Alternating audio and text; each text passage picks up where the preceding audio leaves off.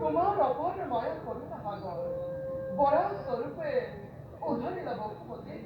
বিনাশিলা দুষ্ট দৈত্যকে আপন মায়া দেবন দেবে নারায়ণ তুমি পুরো জলাপ্রভা ওঠার ভক্ত কষ্টময় তোমার ভক্তি প্রান্তে যা ভক্ত নারায়ণ বিশ্বের কল্যাণের হিত এবে নিজ কর্তব্য তুমি হওয়া অগ্রহণ নারায়ণ